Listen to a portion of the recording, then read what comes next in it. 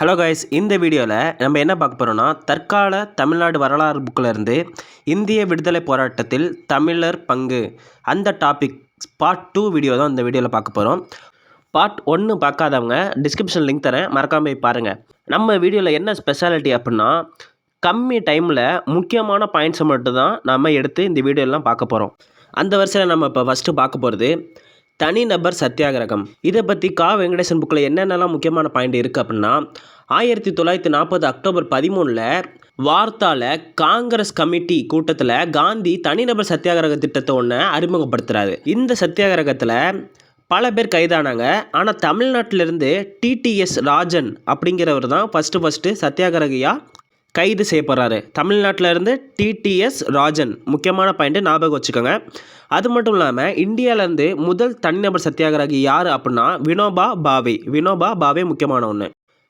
அடுத்து காமராசர் என்ன பண்ணுறாரு அப்படின்னா, தமிழ்நாட்டில் இருக்க எல்லா சத்தியாகிரகிகளோட பேரையும் எடுத்துக்கிட்டு அந்த பட்டியலை காந்தியை சந்தித்து கொடுக்க போகும்பொழுது கூடூர் புகைவண்டி நிலையத்தில் கைது செய்யப்பட்டு வேலூர் சிறையில் அடைக்கப்படுறாரு. கூடூர் புகைவண்டி நிலையம் முக்கியமான ஒரு பாயிண்ட்டு ஞாபகம் வச்சுக்கோங்க. கூற்று காரணத்தில் கேட்கலாம். வேலூர் சிறையில் அடைக்கப்படுறாரு. வேலூர் சிறையும் முக்கியமான ஒரு பாயிண்ட்டு.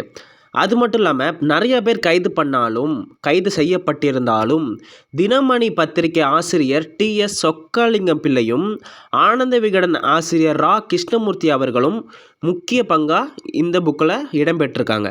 ஏன்னா தினமணி ஆசிரியர் டிஎஸ் சொக்கலிங்கம் பிள்ளை, ஆனந்த விகடன் ஆசிரியர் ரா கிருஷ்ணமூர்த்தி. முக்கியமான ஒன்று, யார் ஆசிரியர்னு கேட்டு ஆசிரியரோட பேர் கேட்கலாம். அடுத்து சைமன் குழு புறக்கணிப்பு 1927 1929. இந்த தற்கால தமிழ்நாட்டு வரலாறில் சைமன் குழு பற்றி என்னெல்லாம் முக்கியமான பாயிண்ட் இருக்குன்னா, 1928 பிப்ரவரி 3 சைமன் குழு பம்பாய்க்கு வராங்க. பம்பாய்க்கு வராங்க. அதை எதிர்த்து இந்தியா முழுவதும் பல இடத்துல போராட்டங்களும் ஆர்ப்பாட்டங்களும் நடக்குது. சென்னையில் நடந்த ஆர்ப்பாட்டத்தை கலைக்க போலீஸ் துப்பாக்கி சூடு நடத்துகிறாங்க. அதில் 3 பேர் இறந்து போகிறாங்க. எத்தனை பேர்? 3 பேர். கூற்று காரணத்தில் கேட்கலாம், ஞாபகம் வச்சுக்கோங்க. இந்த சைமன் குழு வரவேற்பு அரசாங்க விழாவில் பி சுப்பராயன் கலந்து கொள்கிறாரு. அவரோட அமைச்சரவையில் இருந்த ரங்கநாத முதலியாரும் ஆரோக்கியசாமி முதலியாரும் அதனால் பதவி விலகுறாங்க. பி சுப்பராயன் வரவேற்பு குழுவில் கலந்துக்கிட்டது பிடிக்காம தான் இவங்க பதவி விலகுறாங்க. அடுத்து நீல் சிலை அறப்போராட்டம் 1927. ஃபஸ்ட்டு இந்த நீல் யார் அப்படின்னு பார்த்தோம்னா, சென்னை இராணுவ பிரிவில் தலைவராக இருந்தவர் தான் இந்த கர்னல் நீல். இவர் என்ன பண்ணுறாரு அப்படின்னா, 1857 பெருங்கிளர்ச்சியை ஒடுக்குறதுல ஒரு தனி தீவிரம் காட்டுறாரு. அதனால் பிரிட்டிஷ் அரசாங்கம் இவருக்காக சென்னையில் ஒரு சிலையை வைக்கிறாங்க. அந்த சிலையை ஒரு அவமான சின்னமாக கருதி தான் நெல்லை அப்படின்னா திருநெல்வேலி, நெல்லையை சேர்ந்த சோமையா ஜுலு தலைமையில் சத்தியாகிரக குழு ஒன்று ஆரம்பிக்கிறாங்க. பார்த்துக்கோங்க, நெல்லை சோமையா ஜுலு. அது மட்டும் இல்லாமல் 1927 ஆகஸ்ட் 11 போராட்டம் ஆரம்பிக்குது. அந்த போராட்டத்தில் தலைமை தாங்கிய சுப்பராயலு நாயுடுவும் முகமது சாலியா ராவுத்தரும் அவங்க 2 பேரும் தலைமை தாங்க நீலோட சிலை உடைத்து சேதமாக்கப்படுது. அது மட்டும் இல்லாமல் மாப்போசி என்ன சொல்கிறார் அப்படின்னா, நாகபுரி தேசிய கொடி போர், பட்டோலி வடிகொடா இயக்கம், கேரளா வைக்கம் போராட்டம் இவற்றிற்கு இணையாக நீல் சத்தியாகிரகம் நடந்தது அப்படின்னு மாப்போசி சொல்கிறாரு. இதில் முக்கியமான ஒன்று நாகபுரி தேசிய கொடி போர். இது நமக்கு எக்ஸாமில் நிறையவே கேட்க வாய்ப்பு இருக்குது. நாகபுரி தேசிய கொடி போர். இந்த வீடியோவில் இருக்கிறதுல பெரிய டாபிக் இதுதான், சுயாட்சி சங்கம். சுயாட்சி சங்கம் அப்படின்னா ஹோம் ரூல் லீக். 1907 சூரத் மாநாட்டில் காங்கிரஸ் மிதவாதிகளுக்கும் தீவிரவாதிகளுக்கும் ஒரு சண்டை வரும்.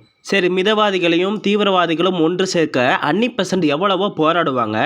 அதனால தான் ஒரு புதிய அரசியலமைப்பான சுயாட்சி சங்கத்தை உருவாக்குவாங்க. அது எங்கே ஆரம்பிக்கப்படுது அப்படின்னா, 1911 செப்டம்பர் 3 நம்ம சென்னையில் இருக்க கோகலை மண்டபத்தில் சுயாட்சி சங்கம் ஆரம்பிக்கப்படுது. அதோட தலைவராக இருந்தவர் தான் அன்னிபெசன்ட் அம்மையார்.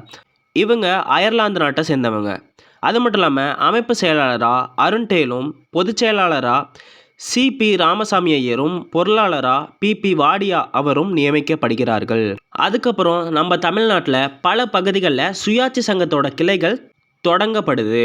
அதன் விளைவாக தான் கோயம்புத்தூரில் இருந்த 10 பிரம்மஞான சபை விடுதிகளும் சுயாட்சி இயக்க மையமாக செயல்பட தொடங்கியது. கோயம்புத்தூரில் இருக்க முக்கியமான ஒரு பாயிண்ட், கோயம்புத்தூர் 10 பிரம்மஞான சபையும் சுயாட்சி இயக்க மையமாக செயல்பட தொடங்கியது. ஃப்ரெண்ட்ஸ், எல்லாம் வீடியோ பார்க்குறீங்க, மறக்காமல் லைக் பண்ணிடுங்க. வீடியோ எப்படி இருக்குன்ட்டு கமெண்ட் பண்ணுங்கள். அது மட்டும் இல்லாமல் இந்த புக்கில் என்ன இருக்குது அப்படின்னா, சென்னை சட்டமன்ற உறுப்பினரான தஞ்சை வி.கே. ராமானுஜாரி தமிழ்நாட்டோட சுதேசி இயக்க தலைவராக ஆகுறாரு. இயக்கம்னு ஒன்று ஆரம்பித்தா அதுக்கு மாநாடுன்னு ஒன்று நடத்தணும். அந்த மாநாடு கடலூரில் பி.பி. மாதவராவ் தலைமையில் மாநில சுயாட்சி மாநாடு நடக்குது. எங்கே? கடலூரில் 1917 மே 9. அது மட்டும் இல்லாமல் மே மாதத்துக்குள்ளாகவே இந்த இயக்கத்தில் 10,000 உறுப்பினர்களுக்கு மேலே வந்து ஜாயின் பண்ணிடுறாங்க. அதுக்கப்புறம் காங்கிரஸ் சேர்ந்த மிதவாதிகளும் சுயாட்சி சங்கத்துக்கு வந்துடுறாங்க. சுயாட்சி இயக்கத்தின் குறிக்கோளை பற்றி பிரச்சாரம் செய்ய P.S. குமாரசாமி ராஜா தலைமையில் மீனாட்சி சகாய விவேகா வித்யாலயம் அப்படின்னு ஒன்று உருவாக்கப்படுகிறது. குமாரசாமி ராஜா ஞாபகம் வச்சுக்கோங்க. அடுத்து அன்னிபெசன்ட் கேட்டுக்கிட்டதுனால அரசியல் சட்ட திருத்தத்திற்கு கையெழுத்து சேகரிப்பதற்காக பிரம்மஞான மாநாடு ராஜபாளையத்தில் நடக்குது. ராஜபாளையத்தில் சுயாட்சி அந்த இயக்கத்தை தொடங்கியவர்கள் யார் யாருன்னு பார்த்தோம்னா, அரங்கசாமி ராஜா, சின்ன வெங்கடராஜா, குமாரசாமி ராஜா, இவங்க 3 பேரும் சேர்ந்து தான் ராஜபாளையத்தில் சுயாட்சி சங்கத்தை தொடங்குறாங்க. அதுக்கப்புறம் அன்னிபெசன்ட் கைது செய்யப்படுறாங்க. அதோட முதல் அரசியல் ஊர்வலமும் இங்கே தான் நடக்குது. சுயாட்சி இயக்கம் என்ன பண்ணுச்சு அப்படின்னா, சுயாட்சி இயக்கத்தால் கவரப்பட்ட தமிழ்நாட்டு மாணவர்கள் 1916 ஜூலை 24 அன்று ட்ரெயின், அதாவது புகைவண்டியில் ஆங்கிலேயர்களுக்கான சில இடங்கள் இருக்கும், அதை எதிர்த்து சென்னை எக்மோர் ரயில் நிலையத்து முன்பு ஆர்ப்பாட்டம் செய்கிறாங்க. மாணவர்கள்லாம் சும்மா இருப்பாங்களா? பெரிய லெவலில் ஆர்ப்பாட்டம் செய்கிறாங்க. அதோட தீவிரத்தை கண்டு கவலைப்பட்ட சென்னை அப்போ கவர்னராக இருந்தவர் பெட்லாண்டு போராட்டத்தில் மாணவர்கள் கலந்து கொள்ளக்கூடாது அப்படின்னு தடையும் விதிக்கிறாரு. அது மட்டும் இல்லாமல் இந்த கட்டுப்பாட்டு, இந்த பத்திரிகை சுதந்திரம் இதெல்லாம் எதிர்த்து இந்திய வியாபாரி சங்கம் பத்திரிகை கட்டுப்பாட்டை கடுமையாக கண்டித்தது. எங்கே? சென்னையில். அதுக்கப்புறம் கோர்ட்டில் கேஸ் போட்டு சென்னை அரசாங்கத்திற்கு எதிராக வழக்கு தொடர்ந்த அன்னிபெசன்ட் நேரில் ஆஜராகிறாங்க, தனக்கு தானே வாதாடுறாங்க. அந்த வழக்கில் அவங்க தோத்தே போனாலுமே சுயாட்சி இயக்கம் பெரிய அளவில் ரீச் ஆனது. இதெல்லாம் பார்த்துக்கிட்டே இருந்த பெட்லாண்டு பிரபு, சென்னை கவர்னர், 1917 ஜூன் 12 அன்னைக்கு அன்னிபெசன்ட்டை கூப்பிட்றாரு. இங்கே வாமா, சுயாட்சி இயக்கத்தெல்லாம் எங்களால் கட்டுப்படுத்த முடியல, நீ இங்கிலாந்துக்கு திரும்பி போயிடு அப்படின்னு சொல்கிறாரு. ஆனால் அதெல்லாம் முடியாதுன்னு சொல்ல போய் தான் ஜூன் 15ஆம் தேதி அன்னிபெசன்ட்டும் வாடியாவும் அரண்டேல் இவங்க மட்டும் இல்லாமல் மற்றும் பல பேர் கைது செய்யப்படுறாங்க. எங்கே கொண்டு செல்லப்படுறாங்க அப்படின்னா உதகமண்டலம் அப்படின்னா ஊட்டியில் கைது செய்யப்பட்டு காவலில் வைக்கப்படுகிறார்கள். இதெல்லாம் பார்த்துக்கிட்டே இருந்த காந்தி என்ன சொல்கிறாருன்னா, போராட்டவாதி எல்லாம் மிஞ்சி நிற்கும் போராட்டவாதி தான் அன்னிபெசன்ட் அப்படின்னு சொல்கிறாரு காந்தி. அடுத்து காங்கிரஸ்லேருந்து ஒரு மிதவாதி வராரு. இவர் ரிட்டையர்டான ஒரு நீதிபதி ஆவார். இவரோட பேர் எஸ். சுப்பிரமணிய ஐயர். இவர் அன்னிபெசன்ட் கைது செய்யப்பட்டதை கண்டித்து தன்னோட சற்பட்டத்தை திறந்துட்டாரு. இன்ஷியலை ஞாபகம் வச்சுக்கோங்க, எஸ். சுப்பிரமணிய ஐயர். அது மட்டும் இல்லாமல் சுயாட்சி சங்க தலைவர்கள் காவலில் வைக்கப்பட்டதை எதிர்த்து மனித உரிமை காப்பது அவசியம் என ஒருத்தர் பிரகடனம் செஞ்சிருப்பார். அமெரிக்க குடியரசுத் தலைவர் உட்ரோ வில்சன் அவருக்கு பெரிய ஒரு கடிதத்தையும் எழுதுகிறாரு. இது மட்டும் இல்லாமல் வேறு யாரெல்லாம் என்னென்ன பண்ணாங்க அப்படின்னா, திருவி கல்யாண சுந்தரனார் தன்னோட தமிழ் ஆசிரியர் பணியை துறந்துட்டு அரசியலில் பிரவேசம் செய்கிறாரு. திருவி கல்யாண சுந்தரனார் என்ன பண்ணுறாருன்னு பார்த்துக்கோங்க, கூற்றில் கேட்க நிறையாவே வாய்ப்புகள் இருக்குது.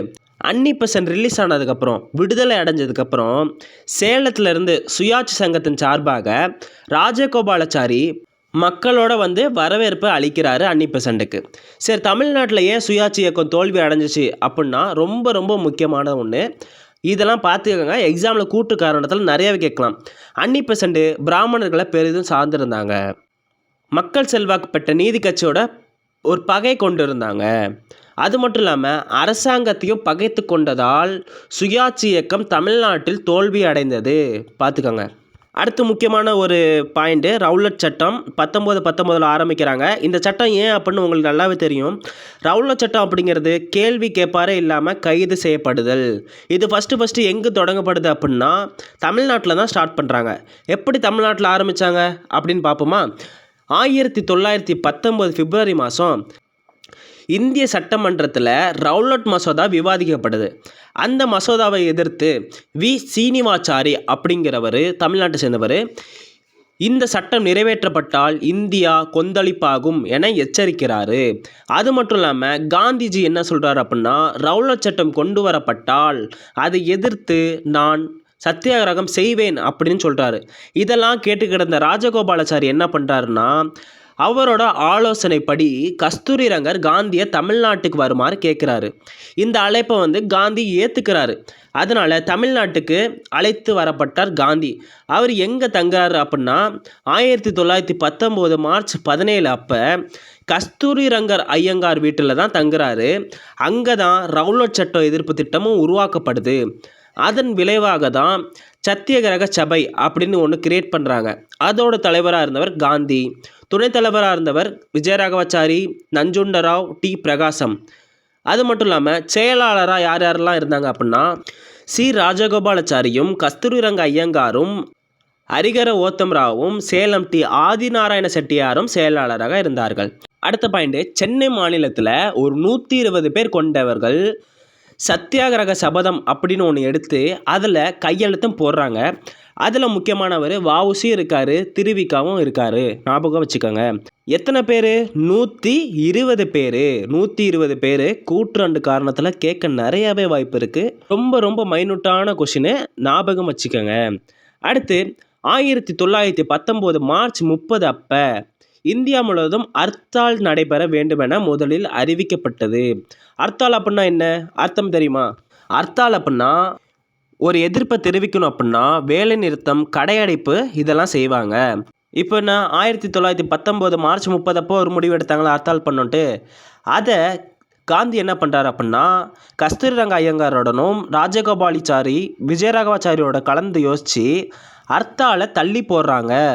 அதுக்கப்புறம் காந்தி என்ன பண்ணுறாரு அப்படின்னா மும்பைக்கு போயிடுறாரு. எங்கே போகிறாரு? மும்பைக்கு போகிறாரு. அதுக்கப்புறம் 1919 ஏப்ரல் 6ஆம் தேதி ரவுலட் சட்டத்தை எதிர்த்து துக்க தினம் கொண்டாடப்படுது. 1919 ஏப்ரல் 6 துக்க தினமாக கொண்டாடப்படுகிறது. காந்தி போனதுக்கப்புறம் திருவல்லிக்கேணி கடற்கரையில் நடந்த ஒரு பொதுக்கூட்டத்தில் ராஜகோபாலாச்சாரியும், கஸ்தூரிரங்க ஐயங்காரும், சத்தியமூர்த்தியும், ஜார்ஜ் ஜோசப் ஆகியோர் எல்லாம் கலந்துக்கிட்டு உரையாற்றுறாங்க. எங்கே அப்படி கேட்டோம்னா திருவல்லிக்கேணி கடற்கரை பொதுக்கூட்டம். அது மட்டும் இல்லாமல் கடற்கரையில் தொழிலாளர்களுக்கென தனியாக ஒரு கூட்டத்தை ஏற்பாடு செய்கிறாரு. திருவி கல்யாண சுந்தரனாரும், பிபி வாடியாவும், சிதம்பரம் மற்றும் எஸ் தண்டபாணி ஆகியோர் இவங்கெல்லாம் ஏற்பாடு செஞ்சு அதில் பேசுகிறாங்க. இப்போ கூட்டில் எப்படி கேட்பாங்க? தொழிலாளர்களுக்கென தனியாக கடற்கரையில் கூட்டம் நடந்ததா இல்லையா அப்படின்னு கேட்டால் நீங்கள் என்ன பதில் சொல்லுவீங்க? நடந்தது அப்படின்னு முடிச்சுட்டு போயிட்டே இருக்கணும். அடுத்து குஜராத்தியர்கள் நிறைய இருப்பாங்க சென்னை சவுகார்பேட்டையில். அந்த சவுகார்பேட்டையில் ஒரு முழு ஹர்த்தாலை ராம்ஜி கல்யாண்ஜியின் தூண்டுதல் பேரில் நடத்துகிறாங்க. அடுத்து பத்திரிக்கை பதிவு சட்டத்தெல்லாம் மீறி சென்னை நகரில் சத்தியாகிரகி என்ற பத்திரிக்கையை வெளியிடுறாங்க. அது மட்டும் இல்லாமல் அரசாங்கத்தால் தடை செய்யப்பட்ட நூல்களான காந்தியோட சர்வோதயம், இந்திய சுயராஜ்யம், அது மட்டும் இல்லாமல் சவார்கரோட எரிமலை என்ற நூலையும் தமிழ்நாட்டு சத்தியாகிரகிகள் விற்பனை செய்தனர். எரிமலை என்கிறது முக்கியமான ஒன்று, சவார்கரோட முக்கியமான ஒரு நூல், ஞாபகம் வச்சுக்கோங்க, எரிமலை. இப்போது டேவிட் அர்னால்டு அவர் என்ன சொல்கிறார் அப்படின்னா எல்லாமே மாநகரில் மட்டும்தான் ரவுலட் சத்தியாகிரகம் ஆர்வத்தோடு நடந்துச்சு. ஏப்ரல் 6க்கு அப்புறம் அதுவும் இல்லை அப்படின்னு சொல்கிறாரு. அது மட்டும் இல்லாமல் எஸ் கோபாலகிருஷ்ணன் என்ன கணிக்கிறார் அப்படின்னா தமிழ்நாட்டை விட ஆந்திரா பகுதியில் தான் இந்த போராட்டம் வேகமாகவும் இருந்துச்சு, வெற்றியாகவும் இருந்துச்சு அப்படின்னு சொல்கிறாரு எஸ் கோபாலகிருஷ்ணன். காய்ஸ், இது மாதிரி நம்ம பார்ட் 3 வீடியோவோட நம்ம வரப்போகிறோம். நீங்கள் வீடியோ பார்க்குறதோட மட்டும் இல்லாமல் லைக்கும் போட்டிங்கன்னா அது எனக்கு ஒரு மோட்டிவாக இருக்கும். நீங்கள் எவ்வளோ லைக் போடுறீங்களோ அந்த ஸ்பீடுக்கு நான் சீக்கிரமாக வீடியோ போட ஆரம்பிச்சிருவேன். நானும் ஒரு ஆஸ்பிரண்ட்டாக இருக்கிறதுனால தான் படிக்கிற டைம் போக எல்லாத்துக்கும் ஹெல்ப்ஃபுல்லாக இருக்கணும்ன்ட்டு இந்த மாதிரி சில வீடியோக்கள்லாம் க்ரியேட் பண்ணி நான் யூடியூப்பில் அப்லோட் பண்ணிக்கிட்டு இருக்கேன். வீடியோ எப்படி இருந்துச்சுன்னு கமெண்ட் பண்ணுங்கள், லைக் பண்ணுங்கள், ஷேர் பண்ணுங்கள், சப்ஸ்கிரைப் பண்ணிடுங்க.